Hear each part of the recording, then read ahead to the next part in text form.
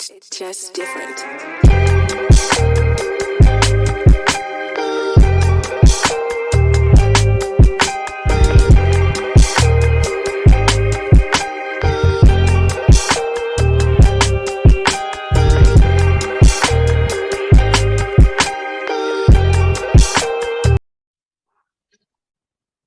And welcome back to B.A.R Fitness TV. It's your host, Dwayne, and this is B.A.R Fitness. Super excited to be coming to you again with another awesome interview.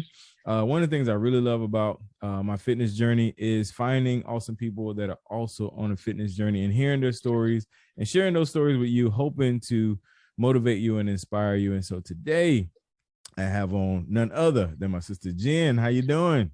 Good. How are you? Thanks for having me.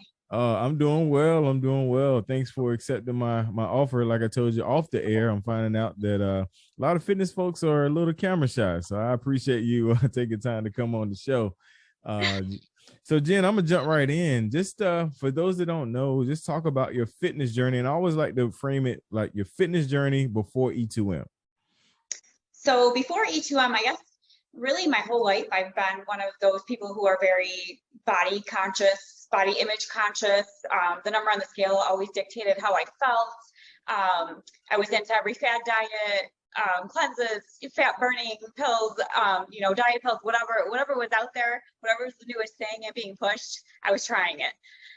So that obviously an unhealthy way to go about it. But so as the years went and as I got older, I learned more, healthier ways to go about, goals that I had. So the first thing I stumbled upon was Beachbody. So that's like a huge thing. And I get a lot of comments and questions in comparison to E2M. So we can compare that in a little while. But so I stumbled upon Beachbody, which was actually a great thing. So that really started showing me how to properly portion foods I should be eating. And then that's where I really got into exercising and my love for exercising. So I did that for like 7 years and I felt good. I was, I was in a good place mentally, physically. So, I was good. From there, I found macros and I literally weighed every gram of anything that went into my body. Obsessive. Wow. I had a map set up. I literally didn't put anything in my mouth unless I knew how many grams it weighed and what aspect of the macros I was putting into my body. So I was very balanced. But at the end of the day, I was very balanced in the way I was eating, and it was letting me achieve the goals that I wanted. So I did that for a couple of years, and I think I brought my weight down to about 136, and I was plateaued. And I just couldn't go anywhere. I felt good though; I was okay, but I was plateaued. So then, enter E2M. I saw a friend post about E2M, and she was losing weight and looking great, feeling good. She probably did a couple, maybe 2 or 3 rounds before I was really looking into it. I had another friend start posting about E2M and I was like, let me check this out. What is this all about? Went to the training E2M Facebook page and bam, started going through everything, got kind of down a rabbit hole there. And then I just decided to jump in. I just decided, what do I have to lose? I'm plateaued. I'm not reaching, any of the goals that I have. I'm kind of stuck. I was kind of a sitting duck. So I kind of let go of everything I knew, which was very hard with the macros and knowing exactly what I was putting in my body. So I jumped right in and trusted the process, and I lost 12 pounds that first round, which was crazy. I didn't know my body could lose that much weight. And then my second round, I lost another 4. So I went in those 2 rounds, I went from 136 to 120 pounds. And I had not weighed that since probably high school. So right. That's mind-blowing. So I literally, at that point, I was like, I was done with the macros, done with, calorie counting and all of that stuff. This is the real deal. I love it. I love it. I love the progression. And like you said, we're going to go back to the Beachbody, because I did like 30 days of the P90X and saw results. Yeah. And for me, it was the hour-long workouts. Like, none of the workouts were short, and I was like, man, I can't keep this up. So and you talked about how it helped you with portions and things like that. Just without us giving away trade secrets or anything, talk about the difference between that and the macro thing and what you got with E2M and some of the stress that it took off of you. Yeah, so E2M is definitely the least stressful of all of the options. With Beachbody, what sucked me in was the 21-day fix. So that was the portion control and your exercising. So that's where I started learning portion control. But again, you have to fill every cup, throughout the day with everything that you need to eat, and make sure you're eating all of the colors properly, which is essentially macros. So I think that drove me down a deeper rabbit hole into really learning what the macros are and what my macros should be specifically for my body. And that just put me on a whole new level of crazy, because I was weighing every single gram of anything that went into my body. So I Right. knew. So that does get a little stressful, and that does get time consuming. And, my husband's like, are you really going to weigh, everything that you're going to eat for dinner, everything on your plate? And I'm like, well, yeah. It definitely can drive you down a rabbit hole. But E2M essentially is macros, right? It's just not as constricted, and it's kind of, you have your protein you can eat from 4 to 6 ounces. So you kind of find what's good for you. So at no point are you under eating or overeating, along with your vegetables and your healthy fats. So it is macros essentially. You've got all your macronutrients there. Yeah. And it kind of balances out with your body. So definitely, Jeff's really got this down to a science with, his, fill a palm size of your X, Y, or Z, have a cup or two of your veggies, have, 4 to 6 ounces. He really takes the stress out of it, and it's easier to function. And for people who maybe aren't used to counting macros, or, having that type of stringent counting mechanism, it's a lot easier to just jump in. For sure. And so it's funny because I think I always tell people, like, the people outside looking in, there's a lady actually at my church was like, you don't count macros. And I was like, listen, Jeff has done all the hard work for us. All we do is follow what he put on the list. Well, everybody's body different. How does that work? It's like, listen, all we do is, I say all I can do is show you people that it worked for. And that's super awesome, to hear you say the exact same thing.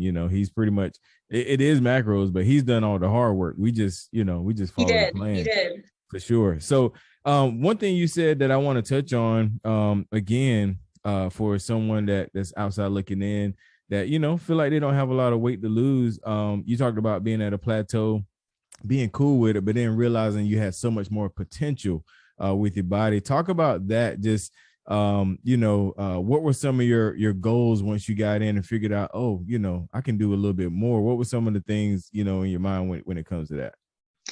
So for me, my goals, I really was getting more into like heavy weightlifting. I liked the look of more defined muscles.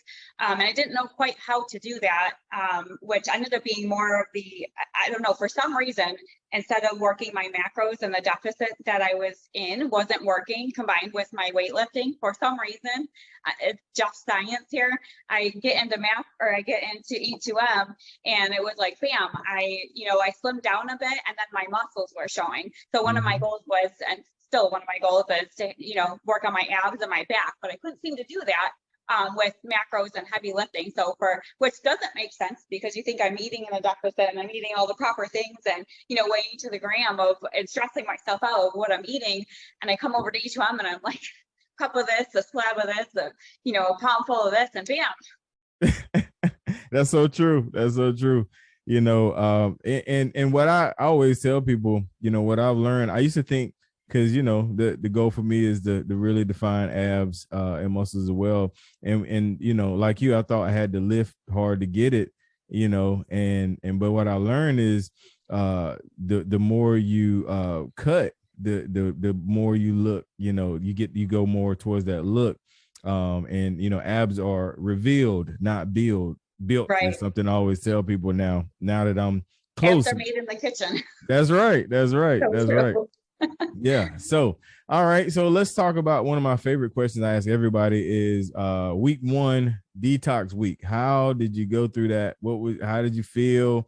Was it, hard for you, or were you already in the state where it was just like, oh, this is just something new? Were there any headaches or getting angry at your spouse, anything like that? How was your detox week?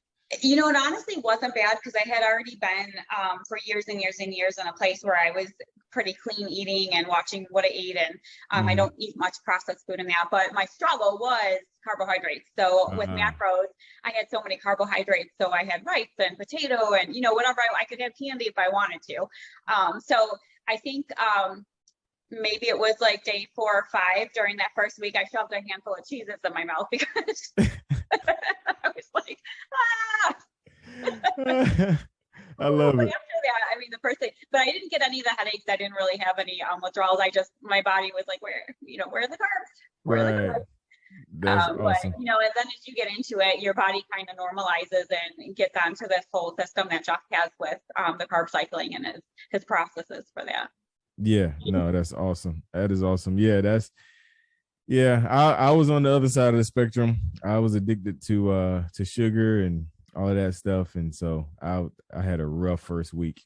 Oh no! Well, you stayed with it. That's the best part. Oh yeah. I mean, that's the beauty of it is it only lasts for about a week or so, and then you know your body is a wonderful machine. It figures it out. So, Jen, thank you again for coming on the show. I always like to end the same way, give you an opportunity to speak to that person that might be watching this on YouTube or listen to it on my podcast that is thinking about joining the program. They may be in the same situation you were. You know, they've done micros and, you know, they're in a place where they're okay. You know, what would you say to that person that's thinking about joining E2M? Say you shouldn't be in the same place. You should always have a goal. You should always, you know, want to go to that next level of something. You should never be comforted of where you are. So really, what do you have to lose? You pay for 8 weeks of this program, and guess what, folks? You don't pay a cent the rest of your life. And Jeff keeps adding more and more and more. There's so much more now than when I joined about 13, 14 months ago. So, I mean, really, what do you have to lose? You've got free personal trainers at your fingertips. Yep. So amazing. So awesome. Thank you again, Jen. This was fun. Want to make sure I remind you guys that this is a YouTube channel as well as a podcast. The podcast is daily, Monday through Friday. The YouTube channel is Tuesday and Thursday when we interview awesome folks like Jen.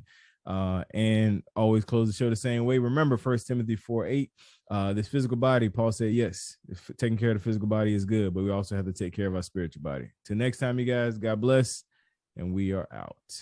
It's just different.